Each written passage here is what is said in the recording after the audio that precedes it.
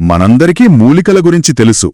మన వంటింట్లో మన ఆరోగ్యానికి కొన్ని వేల ఏళ్లుగా అవి మన జీవితంలో భాగమైపోయాయి కదా. అవును. కాని అదే మూలికల విజ్ఞానాన్ని ఉపయోగించి అసలు ఏమీ పండని కరువు నేలలను లాభాల పంట భూములుగా మార్చవచ్చని ఇప్పుడైనా ఆలోచించారా? ఇది చాలా ఆసక్తికరమైన ప్రశ్న. అప్పుల్లో కూరుకుపోయిన రైతులకు ఒక కొత్త భరోసా ఇవ్వచ్చని.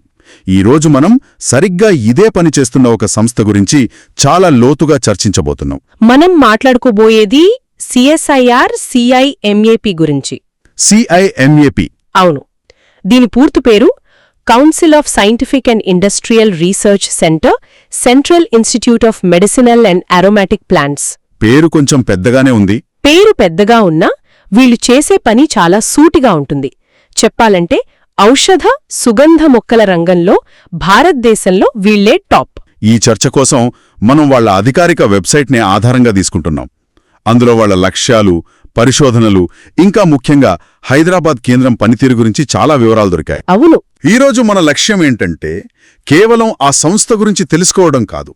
ఆధునిక సైన్స్ అనేది ల్యాబుల నుండి బయటకు వచ్చి క్షేత్రస్థాయిలో, ముఖ్యంగా చిన్న రైతుల జీవితాల్లో ఎలాంటి మార్పు తీసుకురాగలదో అర్థం చేసుకోవడం. కరెక్ట్. సరే, ముందుగా అసలు ఈ CIMAP అంటే ఏమిటి? ఇది ఒక ప్రభుత్వ సంస్థ అని తెలుసు. కాని ఇలాంటి పరిశోధనా సంస్థలు చాలానే ఉంటాయి కదా. నిజమే. ఇది కేంద్ర ప్రభుత్వ సైన్స్ అండ్ టెక్నాలజీ మంత్రిత్వ శాఖ కింద పనిచేసే ఒక జాతీయ ప్రయోగశాల.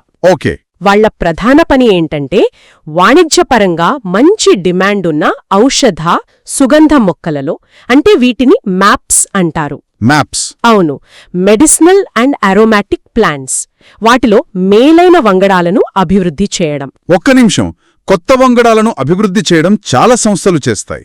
కాని ఆ కొత్త విత్తనాన్ని రైతు పొలం వరకు తీసుకెళ్లి దాన్ని లాభదాయకంగా మార్చడం దగ్గర అసలు సవాలుంటుంది కదా. చాలా మంచి ప్రశ్న అడిగారు. ఈ విషయంలో CIMAP ఎలా భిన్నంగా పనిచేస్తుంది?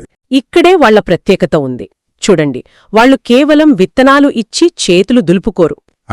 అంటే ఆ విత్తనాన్ని ఎలా నాటాలి, ఏ నేలలో అది బాగా పెరుగుతుంది, ఎంత నీరు పెట్టాలి, ఏ ఎరువులు వాడాలి, ఇలా ఒక పూర్తి ప్యాకేజీని కూడా వాళ్లే అందిస్తారు. ఓ అలాగా. దీన్నే వాళ్ల పరిభాషలో ఆగ్రోటెక్నాలజీ అంటారు. ఆగ్రోటెక్నాలజీ? అవును. అంటే ల్యాబ్లో పరిశోధన చేసి దాన్ని నేరుగా రైతు పొలానికి తీసుకెళ్లి చివరికి ఆ పంట చేతికొచ్చి మార్కెట్లో అమ్ముకునేంత వరకు వాళ్లు తోడుంటారు. అంటే రైతుకు చేయి పట్టుకుని నడిపించినట్టన్నమాట. వారి పనితీరు దేశవ్యాప్తంగా ఉందా, లేక కొన్ని ప్రాంతాలకే పరిమితమా? వాళ్లకు దేశవ్యాప్తంగా బెంగుళూరు, హైదరాబాద్, పంతనగర్ లాంటి చాలా చోట్ల పరిశోధన కేంద్రాలు ఉన్నాయి. ఓకే. దీనివల్ల దేశంలోని వేర్వేరు వాతావరణ పరిస్థితులకు, నేలలకు అనువైన మొక్కలపై పరిశోధన చేయడానికి వీలవుతుంది. దేశవ్యాప్తంగా కేంద్రాలున్నాయంటున్నారు. కానీ వాటి ప్రభావం నిజంగా క్షేత్రస్థాయిలో ఎలా ఉందో అర్థం చేసుకోవాలంటే మనం ఒకదానిపై దృష్టి పెట్టాలి. మన దగ్గర హైదరాబాద్ కేంద్రం గురించిన వివరాలు ఎక్కువగా ఉన్నాయి కదా. అవును. అక్కడి నుండే మొదలు పెడదామా? తప్పకుండా. హైదరాబాద్ కేంద్రం కథ చాలా ఆసక్తికరంగా ఉంటుంది. ఇది 1982లో దక్కన్ పీఠభూమి ప్రాంతం కోసం ప్రత్యేకంగా స్థాపించబడింది. దక్కన్ పీఠభూమి కోసం? అవును. ఈ ప్రాంతంలో ఉండే బంజరు భూములు, వర్షాధారిత మెట్టభూములను ఉత్పాదకంగా మార్చడమే వీరి ప్రధాన లక్ష్యం. అది వినడానికి చాలా బావుంది.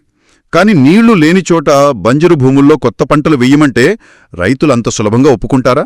అది వాళ్ళకి పెద్ద రిస్క్ కదా. నిజమే, చాలా పెద్ద రిస్క్. మరి వాళ్ళని ఎలా ఒప్పించారు? ఇక్కడే అసలు విషయముంది.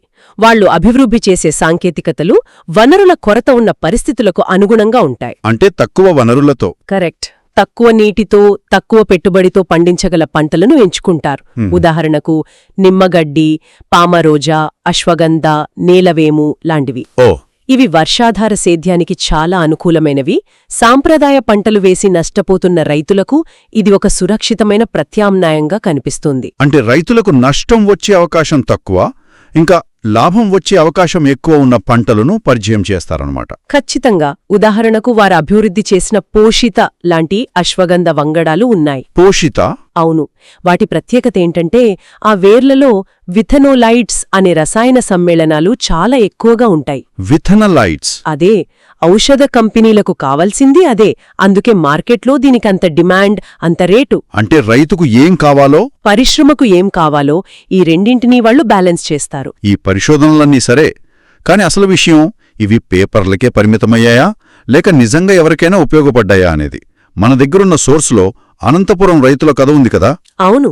అది వింటేనే దీని అసలు విలువ తెలుస్తుంది. అవును, అది ఒక అద్భుతమైన కేస్ స్టడీ. మనకు తెలుసు, ఆంధ్రప్రదేశ్లోని అనంతపురం జిల్లా దేశంలోనే అత్యంత కరువు పీడిత ప్రాంతాలలో ఒకటి. అవును, విన్నాను. రాజస్థాన్లోని జైసల్మేర్ తర్వాత రెండో స్థానం. అక్కడ రైతులు దశాబ్దాలుగా వేరుశనగ పండిస్తూ వచ్చారు. కాని ఒక దశలో వేరుశెనగ సాగు గిట్టుబాటు కాకుండా పోయింది కదా. అవును, పామాయిల్ దిగుమతులు, మార్కెట్ ధరల్లో మార్పుల వల్ల వేరుశనగ రైతులు తీవ్రంగా నష్టపోయారు. ప్రత్యామ్నాయం కోసం చూస్తున్న సమయంలో 2005-06లో కొంతమంది రైతులు CIMAP హైదరాబాద్ కేంద్రాన్ని సంప్రదించారు. అప్పుడు CIMAP ఏం చేసింది? కేవలం సలహాలిచ్చి పంపించిందా? లేదు, అక్కడే వాళ్ల పనితీరు కనిపిస్తుంది. వాళ్లు వెంటనే రంగంలోకి దిగారు. ఓకే. అప్పటికే వాళ్లు అభివృద్ధి చేసిన అధిక దిగుబడినిచ్చే అశ్వగంధ వంగడాలను పరిచయం చేశారు.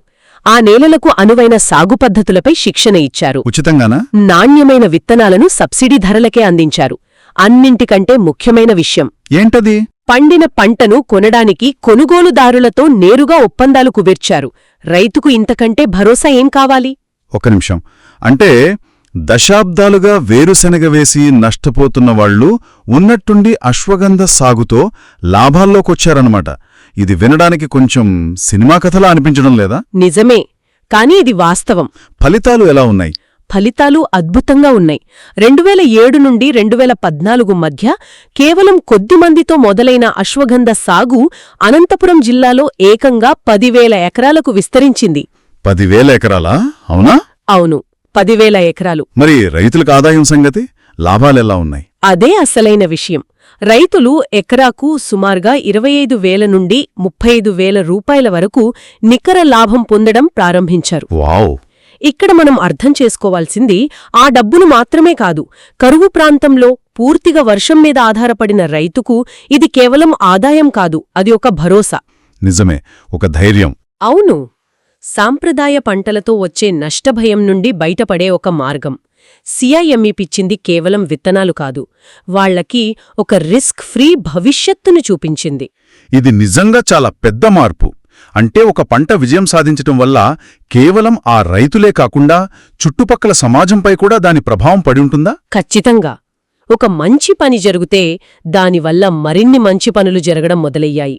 ఉదాహరణకు, అనంతపురం చుట్టుపక్కల నాణ్యమైన అశ్వగంధ దొరకడం మొదలయ్యాక దాని ఆధారంగా పనిచేసే ఔషధాల వెలికితీత యూనిట్లు, ప్రాసెసింగ్ యూనిట్లు. అవును, ప్రాసెసింగ్ యూనిట్లు, మార్కెటింగ్ ఏజెన్సీలు వచ్చాయి. దీనివల్ల స్థానికంగా కొత్త ఉద్యోగాలు కూడా వచ్చాయి. అంటే ఒక వ్యవసాయ విజయం ఒక చిన్న పారిశ్రామిక విప్లవానికి దారితీసిందన్నమాట అనొచ్చు. వారి వెబ్సైట్లో విద్యారంగంపై కూడా వీరి ప్రభావం ఉందనుంది. అదెలా సాధ్యం? అవును, ఈ విజయాన్ని చూసి స్థానిక విశ్వవిద్యాలయాలు ఔషధ మొక్కలపై ప్రత్యేక కోర్సులు ప్రారంభించాయి. ఆసక్తికరంగా ఉంది. అంతేకాదు, CIMAP వాళ్లు పాఠశాలలు, కళాశాలల్లో హెర్బల్ గార్డెన్లు ఏర్పాటు చేయడానికి కూడా సహాయం చేస్తున్నారు. ఓ, అంటే విద్యార్థులకు కూడా అవగాహన కల్పిస్తున్నారు. అవును, అంటే వ్యవసాయం నుండి పరిశ్రమలకు, అక్కడి నుండి విద్యాలయాలకు ఈ మార్పు అన్ని రంగాలకు విస్తరించిందనమాట. వీటన్నింటి వెనక చాలా బలమైన శాస్త్రీయ పరిశోధన కూడా ఉండుంటుంది కదా? నిస్సందేహంగా. వారి వెబ్సైట్లో 2010 నుండి 2021 వరకు ప్రచురించిన పరిశోధన పత్రాల సుదీర్ఘ జాబితా ఉంది.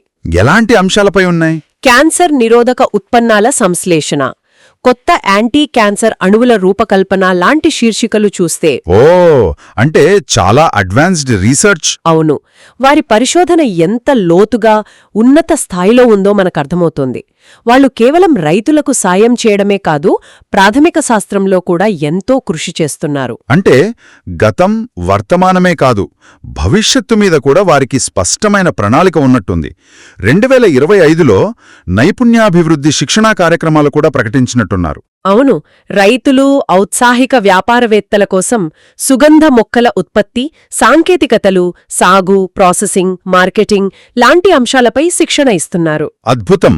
ఇది సైన్స్ ప్రయోగశాలల నుండి బయటకు వచ్చి ప్రజల జీవితాలను ఎలా మెరుగుపరచగలదు అనేదానికి ఒక రోల్ మోడల్ అని చెప్పొచ్చు. వాళ్లు కేవలం విత్తనాలు ఇవ్వడం లేదు, ఒక పూర్తి పర్యావరణ వ్యవస్థను నిర్మిస్తున్నారు. ఈ మొత్తం చర్చను ఒక్కసారి సమీక్షిస్తే నాకేమనిపిస్తుందంటే సిఎస్ఐఆర్ సిఐఎంఏపి కేవలం ఒక ప్రభుత్వ పరిశోధన సంస్థ కాదు. ఇది గ్రామీణ ఆర్థిక వ్యవస్థకు, వ్యవసాయ వైవిధ్యానికి ఒక కొత్త ఇంజిన్లా పనిచేస్తోంది. కరెక్ట్. ముఖ్యంగా బంజరు భూములకు కొత్త ఊపిరి పోస్తూ రైతులకు కొత్త ఆశ చూపిస్తోంది. ఇక్కడ మనం గుర్తుంచుకోవాల్సిన కీలక పదం సమీకృత విధానం, అంటే ఇంటిగ్రేటెడ్ అప్రోచ్. Integrated approach. అవును. ఆధునిక మొక్కల ప్రజననం నుండి రైతులకు అర్థమయ్యే సాంకేతికతలు, పండిన పంటకు గిట్టుబాటు ధర కల్పించే మార్కెట్ అనుసంధానం వరకు అన్నింటినీ ఒకే గొడుగు కిందకు తీసుకువచ్చారు. అందుకే వాళ్లు అంత విజయవంతమయ్యారు.